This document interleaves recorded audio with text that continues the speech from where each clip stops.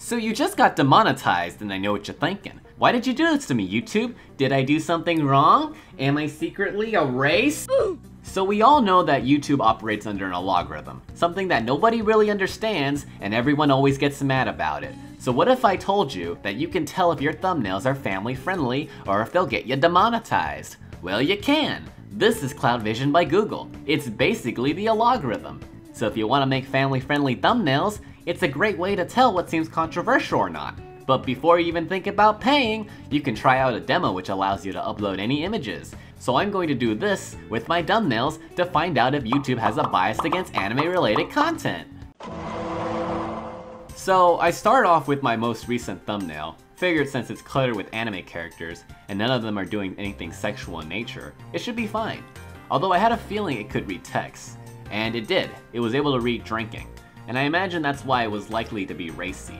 And racy is just another word for suggestive, probably not appropriate for children. I wanted to see if it was just text, so I did my thumbnail for Spring 2018 anime impressions. Same concept, a bunch of anime characters in one image, but the text isn't controversial in the slightest. And it was still racy, but I assume because there was fire. But I believe it was just a combination of many characters that might have been overstimulating the algorithm. Still, it was not conclusive.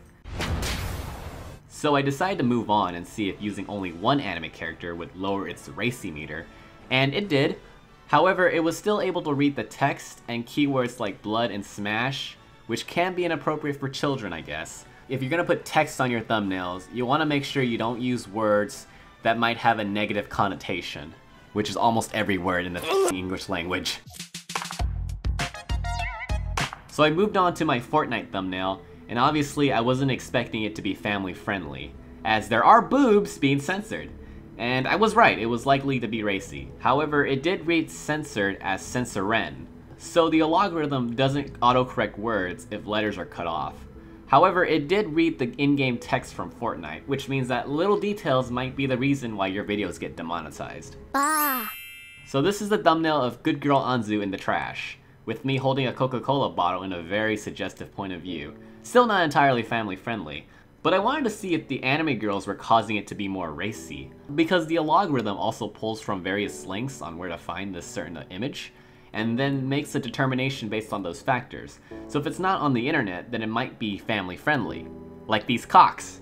And it turns out that it is family friendly. Now I'm sure if you upload your own cock, even if it's not from the internet, the algorithm might know it's a penis.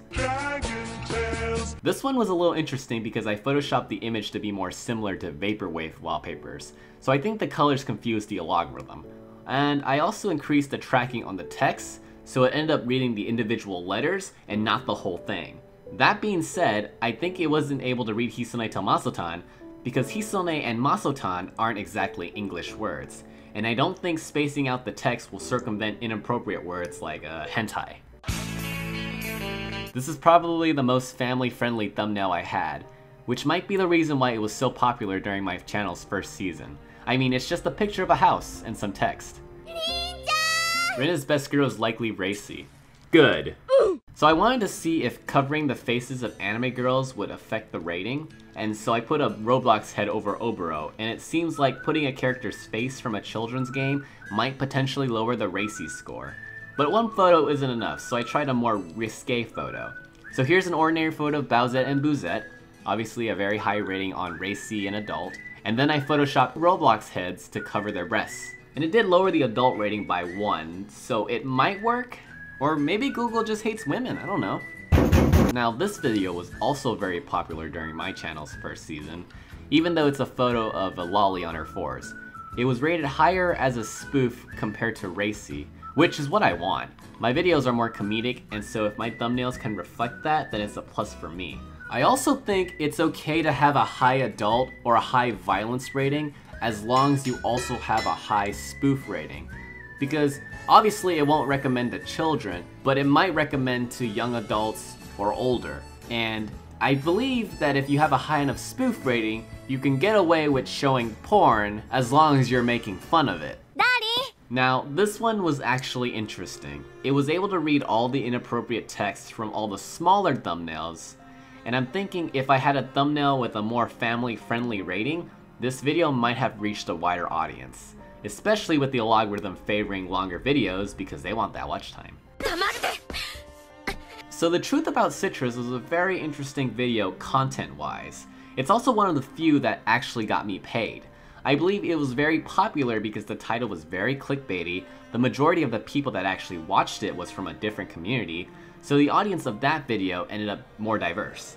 And the thumbnail, although it was racy, it had a very high spoof rating, so I think that had an impact when it was being recommended to all the lesbians out there. So this is probably one of my favorite thumbnails from my Darling in the Franxx series. Also, interesting note, the algorithm is able to recognize logos of companies, but it wasn't able to recognize a porn site, so that's good. So now I wanted to see if certain characters would trigger a higher rating. So here's a picture of Chatsuru smoking a joint, and that's perfectly fine. And here's a picture of 02 being wholesome. And would you look at that? She has a higher racy and adult rating, which makes sense since 02 is constantly looted all around the internet. Okay, so this is the thumbnail that actually got me viral, and the momentum from that allowed me to build an audience. It also got me that YouTube money. And yeah, high spoof rating and low everything else, which is a good sign for easy recommendation. This is actually one of the few videos that YouTube actively monetized and protected from copyright strikes because they knew the entirety of Japan would want to know what Let's Pop Together was a reference of. Good times. The last thing I wanted to do, since I didn't want to spend all day on this, was to see if certain colors would trigger a higher rating. And the color red automatically had a +1 on spoof and racy, which makes sense since it's a hotter color and the color red is usually associated with anger. So I thought blue wouldn't be so racy because it's a cooler color. Turns out they're both the same. So I ended up comparing thumbnails with a hotter palette and a cooler palette, and it seems like the redder thumbnails was more racy. Although the results were inconclusive since it does say communist necrophilia. However, I did have one thumbnail that came from a relatively popular video in which the content of the thumbnail was questionable, and that's from episode 7 of my Doki Doki Literature Club. The thumbnail itself was pretty edgy, and according to Google, it's not. It's actually pretty family friendly, which makes a lot of sense on why it had a lot of views compared to the other episodes. Also to note, it wasn't able to read the text get out of my head. I also thought maybe monochrome or black and white is more family friendly, so I tested it with a random image from the internet, and it made it worse, so I don't know anymore. So in conclusion, these are not facts. This is what I came up with from experimenting for an hour. But it seems that thumbnails do have an impact on whether your videos will be recommended to other people or not. I mean, after all, the title and thumbnails are the first thing you see before you click on a video. Now, I can't tell you what kind of thumbnail you need to make in order to get an audience, because it's subjective after all. However, in my experience, a more family-friendly thumbnail, according to Google, is favorable if you want to get your videos recommended by the algorithm. Now the question is this: is YouTube's algorithm biased against anime? And I don't really know. I'd have to spend more time experimenting, and I don't want to do that. However, if I were to guess, if you were trying to get everyone to watch your anime video, then yes, it is biased against anime, because the algorithm doesn't just analyze the image, it also analyzes similar looking images that Google finds all over the internet. And generally, anime itself is not appropriate for children. Like, when was the last time you saw an anime that was basically a Japanese equivalent of Sesame Street? You haven't, unless you live in Japan. But, if you just want a bunch of weebs to watch your content, then no. YouTube does a great job recommending anime content to those degenerates. Unfortunately, if your content does not revolve around popular anime, then you will never be popular. Which is why this is actually a neat review about Goblin Slayer. Alright, look, if you're an aspiring YouTuber, this is a great tool to use if you want to reach a wider audience. If for some reason you want to make anime videos, you have to remember that you're fighting an uphill battle even harder than most YouTubers. Not only do you have to deal with copyright strikes, you also have to deal with the fact that YouTube won't recommend your videos because it's anime. And if you are a YouTube partner and you do get paid, you need to remember that YouTube is not your friend. YouTube is your boss. You're nothing more than an independent contractor. If you don't follow their rules, you're getting fired without notice. Now go make a Patreon. Now, I'm not making this video to dissuade you from being a YouTuber. If you want to do that, then go ahead. Now you have a new resource to help you out.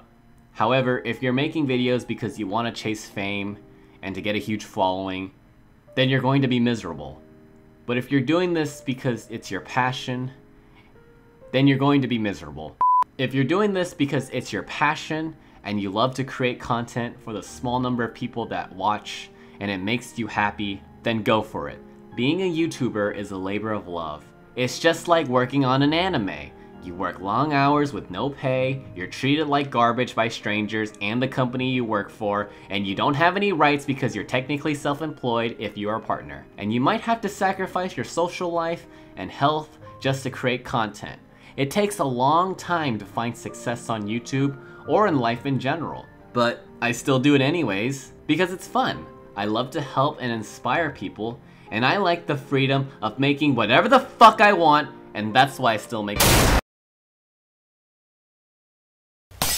Oh, by the way, if you really want to trigger Goblin Slayer fans, all you have to do is compare its magic system to an MMORPG. It's that easy.